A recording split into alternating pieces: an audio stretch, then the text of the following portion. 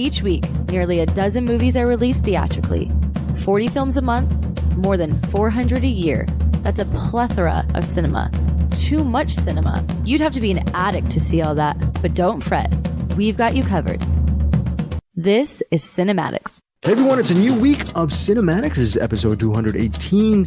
New episode, new movies. We just got done with our Patreon. It's dark outside. I need some new lights actually here. But how are you doing, guys? Eric, can you tell our listeners what beautiful movies we covered for our Patreon? We had Hard 8, which is, a PTA film, but the Piece de Resistance. Right. Yeah, it's all right. Hard 8's fine, but we did cover the cinematic masterpiece that is Project Elf. I know, Greg, that was like one of your favorite movies you saw this year. That's not a movie that came out this year, so that was very exciting to see. I was not expecting that from you, but I have no idea what you just told me right now. But Bruce, what is Eric trying to say about Project Alpha?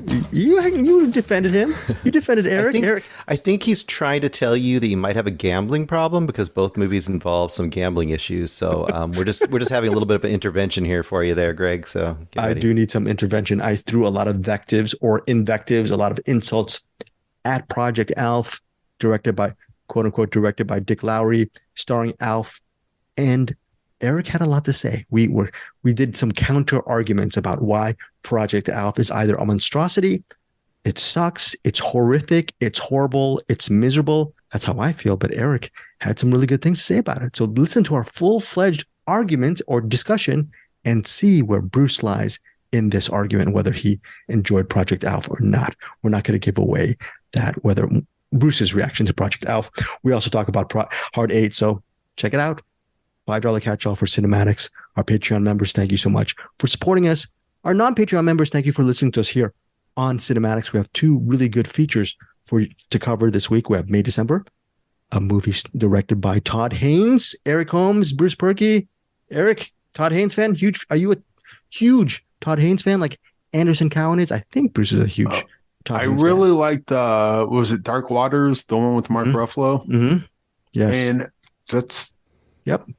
I think I saw another one of his movies. That's the only one I remember. Velvet Goldmine, Far From Heaven. Oh, okay. Yeah, Velvet Goldmine. I haven't seen Far From Heaven. Velvet Goldmine was good. That Karen Carpenter story thing. What is it? Whatever that's called, Bruce. Oh, the one with the Barbies or whatever. Yeah. I remember Anderson talking about it. I haven't seen that. So that movie is pretty interesting. I'd say that has one of the most amazing scenes ever, and it's done with Barbies, of a music artist selling their soul as they go to shake hands with the music executive. And the way they play that is quite something. It's quite so. Do you think Todd Haynes is quite something over the years, Bruce? Is he a filmmaker that you will watch no matter what, bar none, because of the name Todd Haynes? Well, I would say yes, but I haven't seen all of his movies, so I guess not. Velvet Goldmine you liked, I'm sure. Velvet Goldmine, Safe, Far From Dark Heaven. Waters, Far From Heaven. Pretty much all the ones you listed. I have not seen Carol. And there's another one I don't think I've seen. Carol. I haven't seen that. I haven't seen the Bob Dylan one. I haven't seen the Bob Dylan. Oh, I'm Not Here. I'm Not Here, right. Yeah. Yeah. Eric, you saw that? No. But yeah, as a director, I think he's really interesting. Really, he takes things that seem kind of like middle of the road movies, and he always gives them an interesting kind of twist, I think. So, well, let's see if that interesting twist continues to hold with his latest film, May December. Bruce and I will be reviewing that. All three of us, I have no idea. I thought going into today, I thought I was going to be the only one to do the movie Loop Track. I was thinking, okay, well, I'm going to take one for the team this time. I'll be the only one to talk about it. But, well, I guess Bruce and Eric jumped under the gun and they decided to actually review Loop Track with me. So all three of us will review this. How would you describe it, Eric? A horror thriller, psychological thriller? Does this movie fly? So I'm sorry. Okay. I would describe it as skip to the last 15 minutes. Oh, you would skip to the last 15 minutes. Okay. Well, we're going to see what Eric thinks about Loop Track. Okay. And we have a couple of other recommendations, whatnot. Eric, Bruce, before we get into our features, you want to say anything to promote or off the top of your head? I know we talked about Middle Class Film Class last week. Anything you guys want to talk about before we get into the reviews? We're hitting that time of the season. Die Hard's a Christmas movie. No one cares. Move on. I'll move on. Yeah. Unless you want a chance to win the handmade Die Hard ornament that Middle Class Film Class is promoting. Yeah, they're doing a really great job. That's Peter Beta, Tyler Noe, and Joseph Navarro. They're doing a great job with the Middle Class Film Class. They're building up their YouTube channel.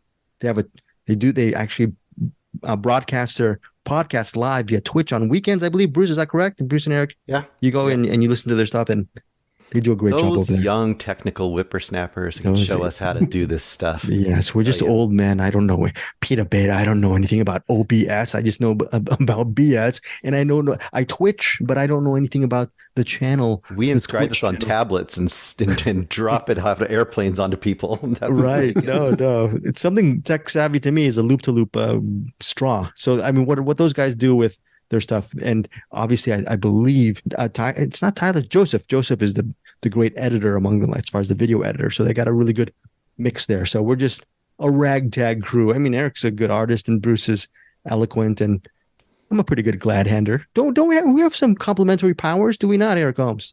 I think so, and I'm happy you call me an artist. What you are? I feel pretty good about that. You see beauty what are in we? There's the Avengers, there's the Marvels. What are we?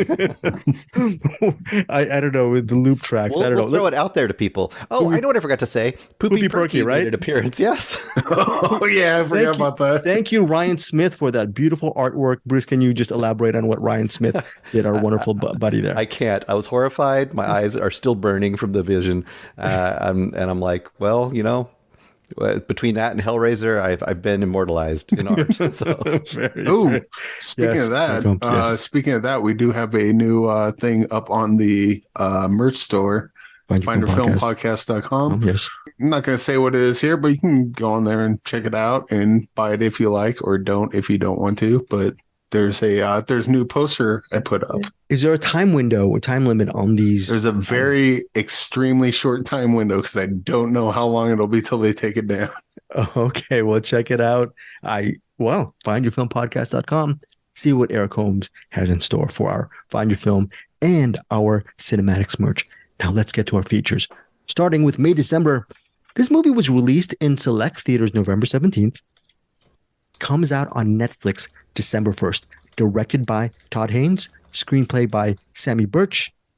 And here's the thing. I'm going to read the log line. 20 years after their notorious tabloid romance gripped the nation, a married couple, played by Julianne Moore and Charles Melton, buckles under the pressure when an actress, actually she's a TV actress played by Natalie Portman, arrives to do research for a film about their past. That's the simple plot line behind May, December. Set in Savannah, Georgia. The way this movie's shot, it's weird because, I don't know, Bruce, did you get that visual technique of this movie? It feels like it was shot on film. It has a very gauzy, hazy effect to the whole thing. It's set in 2015, but it feels like it's set in early 90s. I don't know. There's something weird visually about this movie that I enjoyed. And this, like Todd Haynes, you were talking about how he just sort of subverts the genre. It could be looked at as a campy soap opera melodrama.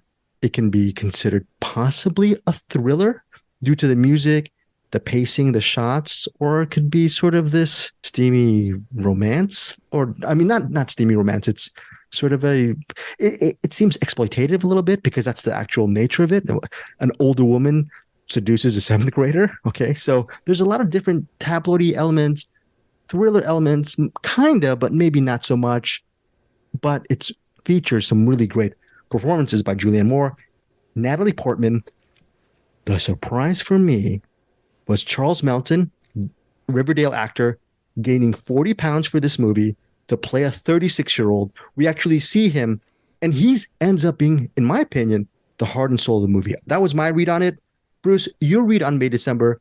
Is this another Todd Haynes banger, or was this a disappointment for you? It was not a disappointment for me. I didn't really know what to expect from this movie. I think it is another banger. I think that won't work for everybody, and it's a very particular flavor. To me, this might be a second and I don't know if he has a trilogy. Maybe I haven't seen all of his movies, but this could be like a second a trilogy that goes with Far From Heaven, where there are these half campy, melodramatic, suburban stories, but with an art house kind of twist that he gives them. A perfect example is this is obviously patterned after Mary Kay Letourneau.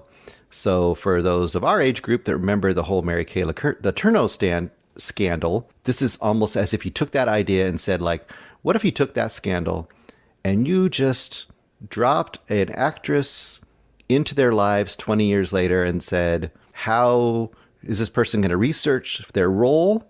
And what are they going to find out has happened in the aftermath? What does the family of this person look like now? And what does the old family of this person look like now? And what do the neighbors think about all this? All that kind of stuff. I think this is a movie of really sublimely awkward moments throughout, with some very sly comedic elements built into it, but very subtle, and some great visual stuff going on as well. I think, as I think back about this movie, there are scene after scene after scene that I think I could go back and watch and really appreciate. Just a couple I'll mention. I'm not going to mention, like, spoil anything. The fact that the moment the actress arrives, she arrives during it's a graduation or a barbecue, I think, or something like that. Sort of a barbecue and celebration, yeah. So she arrives to the house. She's going to hang out with her for a while to study.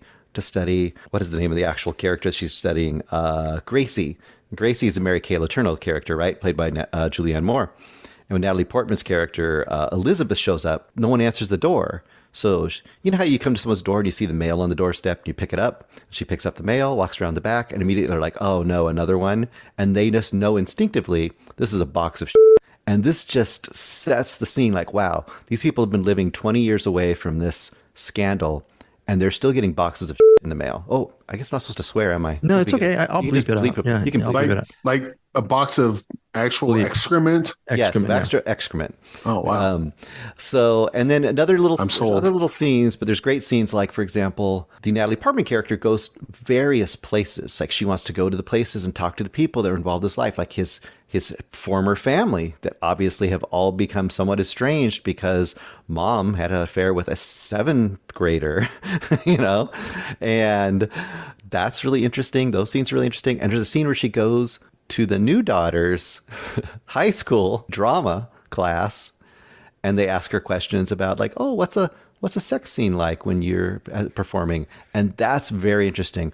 I think I agree with you 100%. The Charles Melton performance is amazing because he is an adult playing an adult who is stunted.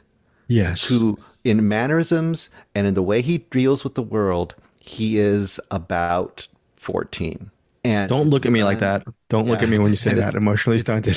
It's done. How dare you, Bruce? He physically acts it that way, and he emotionally acts it that way, and it's very subtle and very interesting.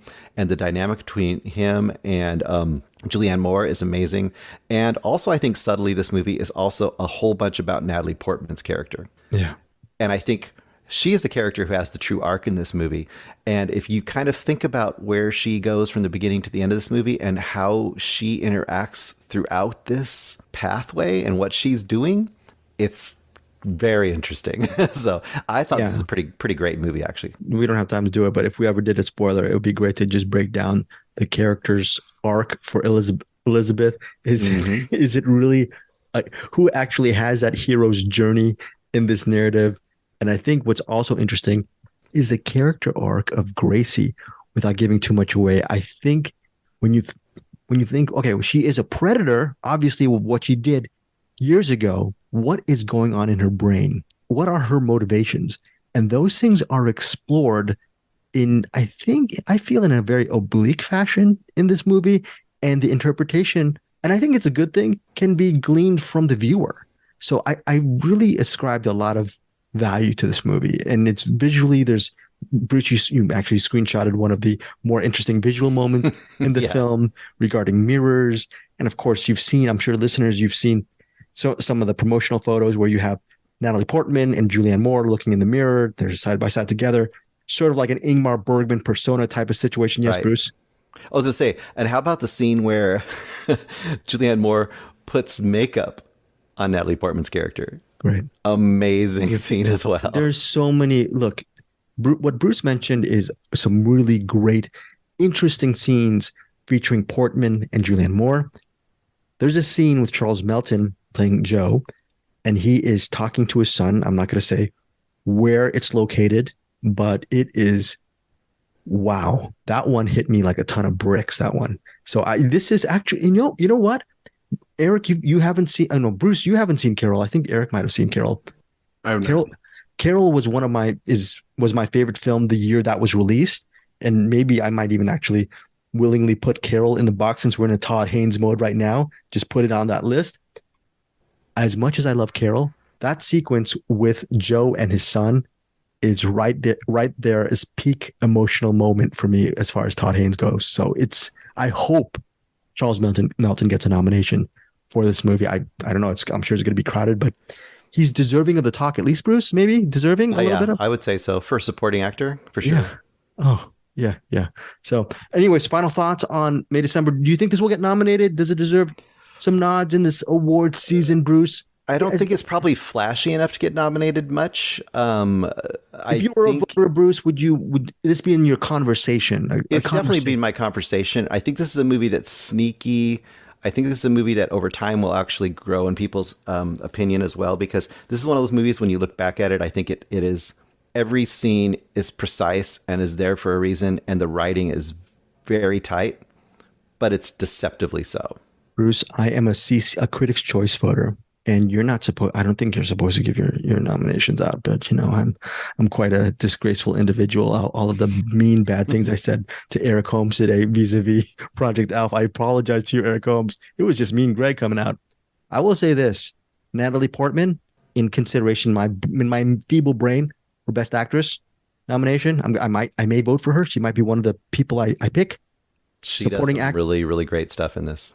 Yes. Yeah. The last scene is amazing, and the scene where she does like a monologue to the screen, and she's reading a note. Yeah. Oh my gosh. And then, that's what adults do, Bruce. Okay. Julianne Moore is Gracie, supporting actress, right? Supporting actress, and definitely Charles Melton, it's supporting actor. That would be my nominations. I mean, that as far as voting at CCA, I'm thinking about those three people. You know what, Eric? You've got Netflix. Do you think May, December, you have a lot of movies to cover next week? Is that down the road? You might want to see that movie as well. Yes. In fact, Carol was not on my list, but you mentioned it just looked like homework to me when it came out. Like I remember it came out and I was like, no way in hell I'm watching this. But I was like, oh, it's Todd Haynes, person that did the Dark Waters. Yeah, I'll check it out. I think you might like it, Eric, the same way you like Phantom Thread. Yes, Bruce. Not to belabor it, but one last thing. We have to call out Georgie, her son, played by Corey Michael Smith, her son from her former marriage. That's is amazing character as well. That guy should have his own movie. Right? He should play in a cover band in Savannah and just follow his journey right from there. Right? This is, I tell you, this is one of those movies you watch and you go, that was pretty good. I guarantee you watch this movie, you go, that's pretty good. And as you think back on it, things will keep coming back to you, and you're going to be like, that movie is actually really great. Yeah.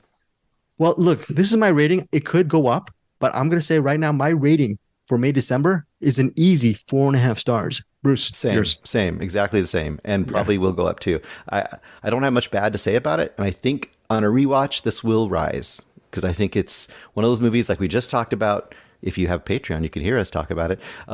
We just talk about how the first time you see, you're kind of getting your bearings for what's going on. But on the second time, I would probably catch all the little intentional stuff that's going along in here and just all those little moments. This is also kind of like Big Lebowski, where it's the character moments that you really love. And this movie is chock full of them.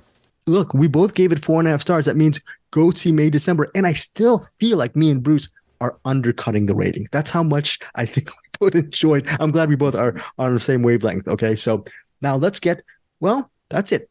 Friday, December 1st on Netflix. Check it out. Most importantly, tell all us three what you think of May, December. Now, 4.5 stars. Will that rating be levied on this movie called Loop Track Loop Track is a New Zealand film. Bruce, you are shaking your head. How dare you? You're like, this is not May, December. It could be 5. It could be 5. You don't know. You're like, this is not May, December. This is more like April Fools. F you, Greg, for making me watch this. Anyways, Loop Track. And it centers on a 4-day journey that turns into a fight for survival. And Thomas Sainsbury, he is also the writer and director of Loop Track. He plays Ian. The movie starts with Ian goes to a car park, parks his car in the middle of the forest. He's ready for a hike. Before he goes into the hike, he actually... Is he ready for a hike? I don't think he's ready for a hike. He's about as ready for a hike as I am, because I'm out of shape and I'm not a very good hiker. But what's interesting is he looks, as he's leaving, he's in his car and I think he rolls down the window. He looks somewhere in the distance and he thinks he sees something like at the other car. And you're already thinking, there's nothing there. So Ian must be either paranoid, he might be losing his mind, but then someone else pops up and this person tries to talk to him, and you can tell immediately Ian is very antisocial. He doesn't like to talk to people. He wants to be left alone. Even though Eric says, is Ian ready for the hike? Well, no matter what, whether he's ready or not, he really wants to go out into this forest in New Zealand all alone by himself. The only problem is, on the way, he meets this guy who's been following him for about half an hour to an hour. That's played by Hayden J. Wheel. He plays this guy named Nicky, and he's an ultimate nightmare to Ian because he's jovial. He talks out of his you-know-what. And Ian, who wants some peace and quiet, is actually pretty much harangued by Nicky's incessant chatter. And Nicky supposedly means well because he's just a social guy. But does Nicky mean well? Is something going on with Nicky? This is the stuff that's going on in Ian's head. And he's starting to see something in the distance as well. Also, we have to mention there's 2 other people who Nicky and Ian come across. And these 4 people serve as the anchor to the narrative of Loop Track. Again, written and directed by Thomas Sainsbury. A lot of it, if not most of it, is a slow burn psychological thriller. As Eric likes to say, it's a certain way until it's not. Okay, so either that's good or bad. Eric alluded to the final 15 minutes of the movie, which we won't spoil. But yeah, it's something until it's not. Now, Eric Holmes, Loop Track, you're the freshest one as far as seeing this movie. Your thoughts on this movie? I hated it, and mostly because of the character, even not how Thomas Sainsbury performed him. He was performed very well. It's just his character. It's the same reason why I didn't really I didn't think of Beau is Afraid until we were talking in the message thing, and Bruce mentioned Beau is Afraid. I'm like, that's the movie I was thinking of. I hate that character. That character is just so annoying to follow. Ian is definitely antisocial, and he doesn't speak his mind. So a lot of the movie is Ian being afraid, just going, and it's like, just, oh God, please move past this, immediately move past this. I do not want to watch this movie. And the movie continues to go on. Ian keeps being afraid of things. And I'm getting more and more annoyed of this movie until the last 15 minutes. And we cannot talk about it, but the last 15 minutes is awesome. I love everything about the last 15 minutes. This is kind of like Unwelcome, the movie with the red caps. Like, I hated that movie until you got to the part where the red caps show. Now, there's no red caps in this, but it's same idea of, I'm just watching this movie, just trying to get through it, just wishing it would be over until it hits a point where I'm like, okay, this is the movie I wanted to see now. Unfortunately for this movie, the movie that I wanted to see is the last 15 minutes. So that's a 15-minute short. Everything before it was like, I just get rid of that. You don't need any of that. You need to start the movie at an hour. I'd say if the movie started about an hour in, you get a little character stuff building up to the last 15 minutes. It'd be a good half hour short, I think. Or just extend that part out more. But man, the character of Ian was just unbearable for me. And I just kept waiting for the movie to be over. Yeah. And then once it got to the end, I was like, because Bruce said there's a thing that happens. I'm like, okay, I'll trust Bruce, and he was not wrong. That last bit was to save the movie for me. Thank you, Bruce, for making me stick it out. But man, that was tough getting there. It was so. Oh yeah. Yeah. Yeah. Bruce, your thoughts on Loop Track? I'm pretty similar to Eric. I mean, the problem with this is, okay, so say, for example, on Welcome, you understand the characters early on. You understand what they're doing, you understand why they're doing it. You may not like it, and then it changes and becomes something else, and then you may like it more.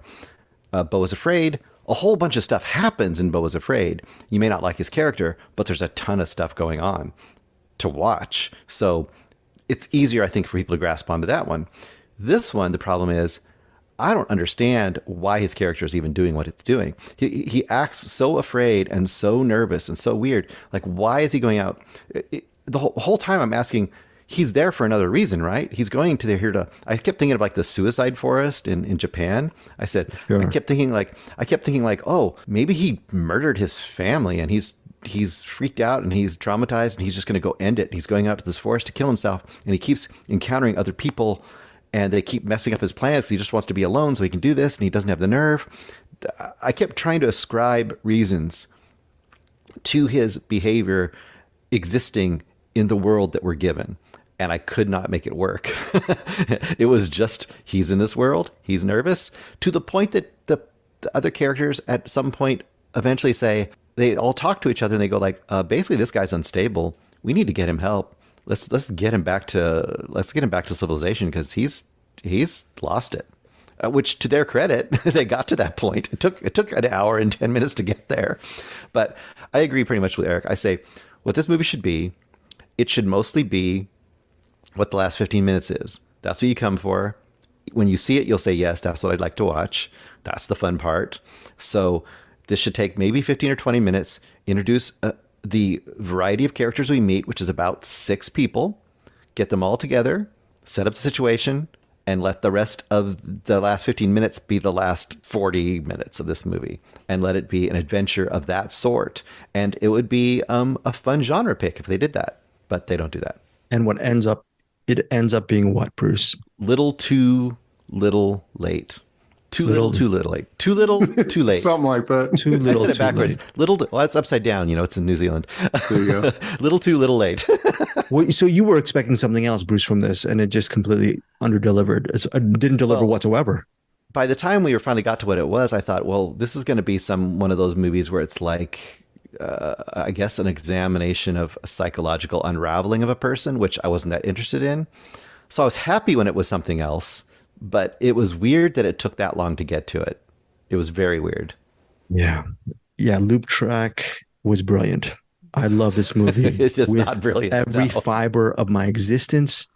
This is actually, I was going to say, if it wasn't for May, December, this is a top pick for me for Loop Track. It hits digital platforms on Friday. I'm going to highly recommend it. Bruce laughs and he's joking. I'm sorry, Bruce. I'm not kidding. It's 94 minutes. My only complaint is it could have been 100 minutes. I wanted a little bit more backstory on Ian.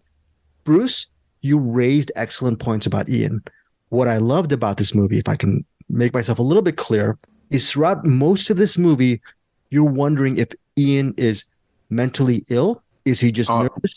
I wasn't wondering. I knew, but go on. Okay, well, there's stuff that happens. Okay, you knew he was mentally ill, but there were a lot of things. What is his backstory? Why is he going into the bush, the New Zealand bush? Why? Are these questions answered? Didn't care. What? I didn't care, but go on. Okay, I did care. I thought Thomas Sainsbury does a great job as Ian. Excellent performances. And I really like the people around him. The people who are trying to humor him and trying to sort of dance around his supposed mental illness or his instability. They're trying to go along with him during all these hikes from hut to hut. I love the environment. I love the location. I love the pacing, the tension of it all. The performances were excellent. And the third act, when you actually get some of the answers. I think a lot of people will not like this movie because it doesn't give you all of the answers you're looking for. But as far as a tensely paced thriller with some excellent performances and a great third act, I love Loop Track. This is an absolute maybe trash for Bruce and Eric, but this is an unmitigated, just a high level gem for me. I love Loop Track. This is going to be one of my top recommends for this year. Now, final thoughts from Eric and Bruce regarding Loop Track. I will push back. I don't think this movie is trash. I think a lot of this movie like is shot well. The performances are good. It's just that main character. And again, not the performance of the character, but the character of Ian just really rubbed me the wrong way. And I hated that character and just wanted something to happen. And yeah, so like, look, he's in the car. He's like scared of everyone. Like, I don't need the answers of why he's scared. I just need him to not be in the movie. Dude, just stay home. No, I don't care. But if it was like all the rest of the characters were fine. You know, they're a bit over the top or, you know, whatever. But the rest of the characters were fine. I think it was Ian that was just bugging the ever living crap out of me throughout the entire thing. Very, very good. Until the last 15 minutes. And then holy crap. Again, and on the flip side, I love these type of characters. So Eric and I diverge on this. I loved Ian. He's one of my more memorable characters in cinema in the year 2023. So we are complete night and day on Ian. What is your rating, Eric? Well, I would also absolutely agree. It's a memorable character, just not one I like. If I'm rating this on the last 15 minutes, this easily gets a 5-star, possibly 6.9-star banger. Everything before that is like 1 star. So kind of split the difference, go 2.5 on this. 2.5 stars. Okay, cool. On Loop Track. Bruce. Yeah, I'm for different reasons, but I'm also 2.5 stars. Close to 3. Not bad. 2.5 stars for Loop Track. For Eric and Bruce. Bruce, what is my rating on Loop Track? 4 stars. I'm going to say 4.5. 4.5 stars it is. Thank you, Bruce. Good job, Eric. 4.5 stars for me for Loop Track. See this movie. It comes out Friday, December 1st. Available for rent. I'm going to leave a link. Hit me up and yell at me if I'm wrong on this. I love this movie. Obviously, I'm sure you guys trust Bruce and Eric more than me. I didn't interview anyone for this. I have no stake in the game. I love this movie. Yes. I will say to come to your defense, even though you like the first part like way more than I did. I love that. Yeah. I think if people do rent this and they get to that last 15 minutes, I think they're going to be like, that was money well spent. Everything leading up to it, it's anyone's guess whether they go your route or ours. But I think the three of us agree that the last third act was worth a watch. Yes. Yes. All right. Yeah.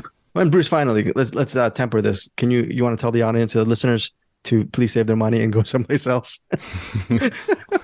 Well, I mean, no, it's, just people's taste. I don't know. I just say if people are here for what the last 15 minutes is, I think they'll be disappointed that more of the movie wasn't that. That's what I would say. Okay, that is fair. Okay, again, that's 4.5 stars for me and 2.5 stars for Bruce and Eric for Loop Track. Again, VOD and digital platforms, December 1st from Dark Sky Films. Now, we're closing our show with a couple of recommends. Stamped from the Beginning, Bruce Sparky, came out on Netflix about a week ago, and it's from a director who I like because I saw a movie of his years back called Life Animated, and I really like that documentary. But tell us what this is about. Yeah, Roger Ross Williams, if I wrote it down correctly. Yes. First of all, this was my biggest whiplash of probably the year because I think I watched Project Alf and then I watched this afterwards, which could be about the most diametrically opposed movies possible. This is going to be a 1-star movie. This is basically the history of racism in America. So it's very, very lighthearted, but it's pretty incredible in its own right. Well, I guess I'd say it's very solid in its own right. The only thing this has going against it is if you're doing the history of racism in America, that's a huge subject. So it tends to be hitting a lot of the big points and a lot of historical stuff that's very interesting, very hard to hear and hard to think about. But depending on your level of knowledge, you might learn a lot or at least get more understanding of things you already knew. The downside of that is it doesn't have that focused impact that something like Attica has, where you pick an event to demonstrate, how racism has just infiltrated so many aspects of American society. By doing a specific time and place and event, you can really, I guess, distill it and just have a huge emotional focused impact, I think, whereas this is it has a little more of a history lesson aspect to it. But what it does do is it's the exact diametrically opposed to the concept against, quote, critical race theory, right? This is like in every aspect saying like why that as a negative is this stupid concept, because the idea of not knowing what the actual history is means you are just not understanding America society or the world society, but especially American society in general, if you don't understand some of these things and where they came from. So I think, as Eric is fond to say, and I think he's absolutely right, the right people will never watch this movie, unfortunately. And what I always say about these kind of movies is, if the people who are well-intentioned but uninformed watch this kind of movie, it might help a little bit, and that's the way I look at it. And for that way, I'd say for me, it's like a 3.5, because it's solid. It gives information that's very valuable, and I would definitely recommend it, but it doesn't have that artistic focused punch, I guess I would say. Okay. That is stamped from the beginning, currently streaming on Netflix. 3.5 stars for Bruce. Sounds like a good movie just as far as its educational purposes. So right, solid, recommend it down the middle. Eric, you're going to lead us out with a couple of quick recommends. Yes. Well, we'll start off with Thanksgiving. Don't have much to say about it. Loved it. Eli Roth, big fan of his, and this is probably top tier Eli Roth, based on the Grindhouse trailer. You needed me to tell you that, because no one on this planet knew that Thanksgiving was based off a Grindhouse trailer. What else is top tier Eli Roth, in your opinion? Definitely House with the Clock in its Walls. And in fact, I think Eli Roth needs to do more kids movies, because like House with the Clock in its Walls, I don't know how well it did, like box office wise, but he just nails like kids horror. Like it's scary enough to scare kids, but not so scary that it would damage them. It'll damage them a little bit. House with the Clock in its Walls would be top tier. Oh, so you're saying that you feel? Oh, wait, you were saying so. The House with the Clock in its Walls, you feel that's underrated? That movie's a little bit underrated. Oh, extremely underrated. I think if like kids at a certain age watch it, they would grow up. That would be like one of their favorite movies. I'm pretty sure about that. And I wish Eli Roth would do more kids movies like that, because he's fantastic at it. I mean, he just did the one, but it was a really good one. Cabin Fever, obviously. Love Green Inferno. They did the watch along for Film Vault. People think it's campy, but I dig it. The Death Wish remake, I like that. I'm probably the only one other than Eli Roth that likes that one, but I do like the Death Wish remake. Knock Knock's probably bottom tier, but I still like Knock Knock. The Hostel movies, probably also bottom tier. I think I like Hostel 2 better. In fact, I liked Hostel the first time I saw it, and then Hostel 2 came out, and I'm like, I don't need to watch Hostel again. Hostel 2 is the movie. Not knocking Hostel, but it's like there's been a couple bands where like I really liked an album they came out with, and then when they came out with the next album, I don't even listen to that first album anymore, because the second album's so much better. And then they come out with the third album, and I don't even listen to the first two albums, because that third album is, where it's at. But that's kind of where I'm at with Eli Roth. Thanksgiving is definitely, I probably put it side by side with House with the Clock in its Walls. Actually, this might be my favorite Eli Roth, because it's got the humor. It's like he does the social commentary of Black Friday and blah blah blah, but he also has fun with it, because Eli Roth's not one of those filmmakers that takes himself too seriously. Is it very gory? Like, Thanksgiving? Is it very, very gory? Yeah. Okay.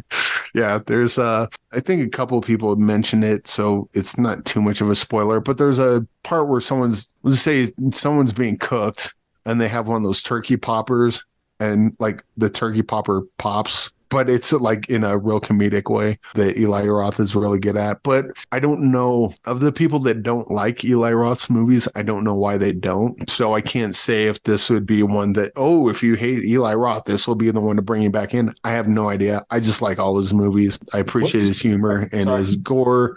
And Thanksgiving is incredibly fun. This one doesn't have a throwback look like the fake trailer does. I kind of wish it would have leaned into that, but it is what it is. Really fun Thanksgiving horror movie. Go check it out. If you dig Eli Roth, you'll like it. If you don't, maybe you'll like this more than you like his other movies. I couldn't tell you one way or another, but I really enjoyed it. What's your rating on it? On the Eli Roth scale, probably go 4.5. 4.5. Okay, cool. 4.5, maybe 5. Like this is one I could watch every Thanksgiving. With the whole Die Hard thing, it'd be like Thanksgiving movie. I don't know, it's stupid, but yeah, this that sounds like a Project Alf joke. Stop with that. That sounds like a Project Alf. Kill me. But yeah, this would be one I would watch every year and be happy about it. It was incredibly fun, and it was stupid in places and gory in other places, and this is kind of the movie you come for that sort of thing. And quickly, Napoleon. Oh God, I also saw Napoleon. We don't need to.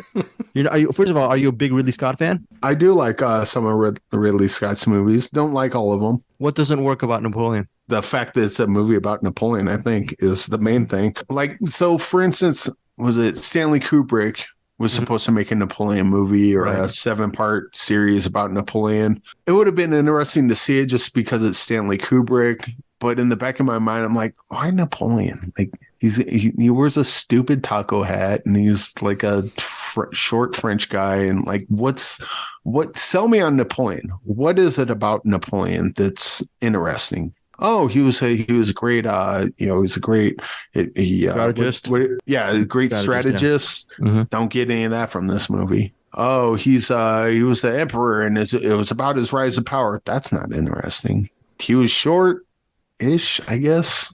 That's not interesting. There's like, the only thing cool about this movie is there's an opening battle that was really cool. And I mean, most of it happened in pitch black, but whatever. The parts that you could see look pretty cool. And then there's the Battle of Waterloo, like way at the end. That was cool, but it just kind of kept going and going and going. And everything in the middle was like, why am I watching this? I don't care. There's a couple parts that are like undercover funny because Napoleon's kind of a whiner. At least he is in this. He cries a lot, like not like full on cries, but just like, oh, they got a navy and I don't. Me.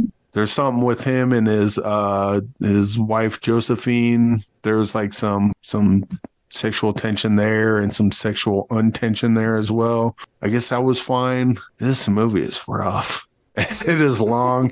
I don't understand who looks at the story of Napoleon, and maybe I'm wrong. Maybe there's something incredibly interesting about Napoleon. Apparently, Stanley Kubrick thought there was something interesting. Kubrick says it's important. I'm just gonna. It's not. But I mean, if that's what he thinks, then that's fine, I guess.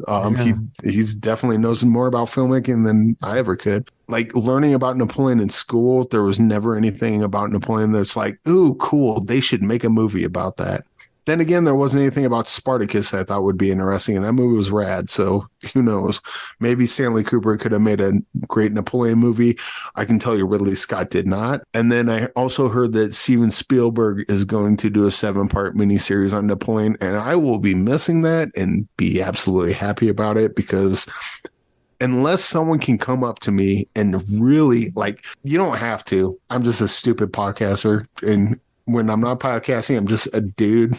So whatever, but I would be interested for someone that's like really interested in Napoleon to say, hey, Eric, here's what's great about Napoleon, and really sell me on what a great movie or miniseries or whatever on Napoleon would be, because I did not get it from this movie. This movie was, again, other than the couple of funny scenes here and there, and the battles were kind of cool. Why do we need a Napoleon movie? There's a movie called Napoleon from 1927. I'm sure that's boring too, but go on. 5 hours and 30 minutes. It's considered one of the greatest masterpieces in cinema. I have no reference whatsoever to this. I don't even know how to 5 hours. 5 hours. I think it's it might be a short. It's a massive 6 hour 5 hours short. Massive 6 hour biopic of Napoleon. I remember when it was reissued, and it's considered just a classic in cinema. I have no idea if it's any good, but that might answer some of the questions. I don't even know if it's streaming on the Criterion Channel, but supposedly it's a classic. But I don't think there's any other Napoleon type of movies that would prove or dispute your point about if Napoleon is interesting or not. So, you know what? Maybe just out of curiosity, maybe I'll give it like a half hour. But yeah, I don't understand.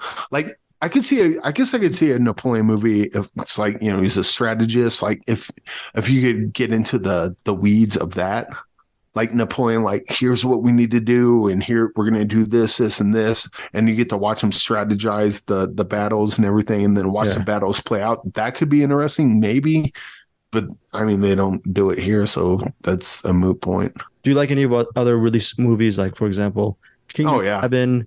What, Kingdom of Heaven, Robin Hood? Oh, no, those kind of movies. Those kind of epic. So I saw like half of Kingdom of Heaven. I heard like the director's cut is movie. Like way better, but I didn't like the first cut. So, you know, like, hey, here's what you didn't like, but longer. Cool.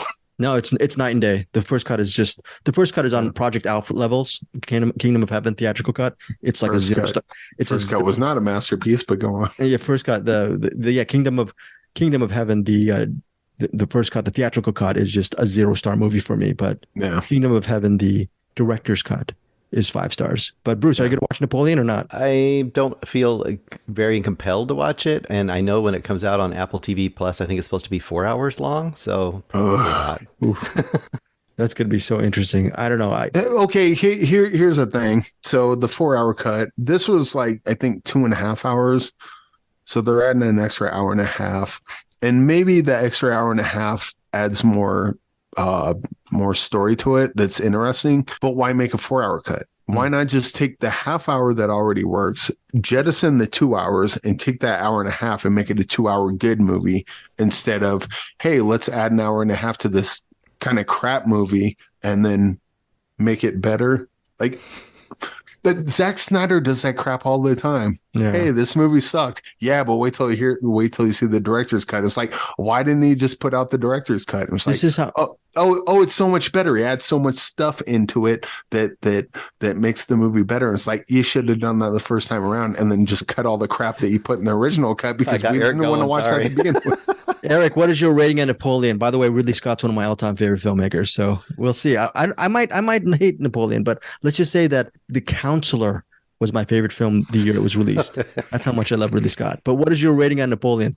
I know this movie's getting mixed reviews, by the way. This is probably, like, the battle scene's really good. I kind of want to go 1.5 stars. I might, you know what? I'll be generous and bump it up 2 stars, because I do like Ridley Scott for the most part. It looks the visually, it looks good. The battle scenes are good, but there's so much fat in this movie that needs to be trimmed. Like, almost most of the movie needs to be trimmed. Wow. Okay. And from the sounds of it, it will be. Well, it won't be trimmed. It'll just have. Eric, you went on for about 20 minutes on Napoleon. You went as long as the entire movie. Oh my God, this is. Well, I had to suffer through that, so you had to suffer through the review. Dude. Oh my God. That's as long as my diatribe on friggin' Project Alf. Now I know how. I think we both touche'd each other on this Project Alpha. And you got it on Napoleon. If you plan on going to see Napoleon, wait for it to come out on streaming, and then when it does, start it, then stop it, and then go on YouTube and watch Project Alpha instead. Okay. All right. Final thoughts. We're done. That's 2 stars for Napoleon. And Bruce, anything you want to say? Eric, you want to say? There is something I want to say. Yeah. What's in the box? Oh, what's in the box? Before we say that. Oh yeah, 1983 for Patreon, December. It's going to be my pick. So no Project Alfies, no trash humping. There's going to be some interesting movies.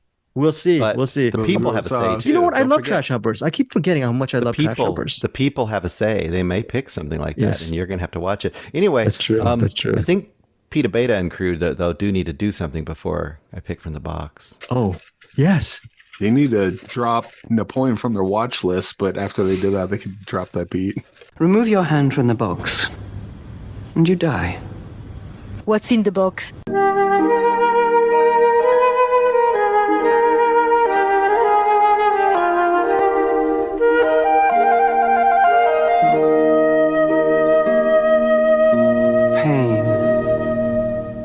All right, guys. What is it? Right. What is it, Bruce? It is suggested by Andrew Martin, a movie that I've been meaning to see for years and years and years and just never have watched it. In the Heat of the Night. In the Heat of the Night. So, In the Heat of the Night. Sidney Poitier. There you go. Yeah, Sidney Poitier. And directed by Norman Jewison. Yeah, I'm sure I'll like it because everything about it sounds like right up my alley. So, I'm waiting for it. Okay. All right. And if you have any suggestions for Bruce Perky and What's in the Box, email him at bruceperky@gmail.com, we are working on this master list as far as what's in the box. We haven't added I moved a bunch into the box today. Okay, cool. And we're going to talk about that as soon as we leave. Final thoughts, Eric Holmes? Oh, yeah. We got Godzilla -1 coming out in theaters, along with The Bike Riders. Saltburn, I believe, is expanding to theaters. So there's that. How the Gringo Stole Christmas on VOD and digital. Yeah, we got that today, the screener, but the embargo's on Thursday. So yep. Yeah. And go on findyourfilmpodcast.com. There's a poster there for an extremely limited amount of time if you want it, or just if you want to just look at it, you can. But there it is. Cool. You will have to go on findyourfilmpodcast.com to know what it is, but it'll be like right at the top. You'll know exactly what I'm talking about. Eric's doing really cool work on that site. Bruce Perky, aka Loop Track's #1 fan. Any final thoughts? No, I'm good today. I say just if you want to know my actual score of Project Alf, usually I'll put it in the after we've done the reviews and stuff, I'll go ahead and I'll put it in our Letterboxd. Yes. I'm not going to put it in Letterboxd because the only way you're going to find out is to get our Patreon. Very good. And we're doing some early access interviews too. And I just have to do more work on the Patreon feed, but thank you, listeners who support us on Patreon, as well as non-Patreon listeners for supporting us here on CinemAddicts. We'll see you next week. And of course, here's Glenn. Goodbye, everybody. Thank you for joining CinemAddicts.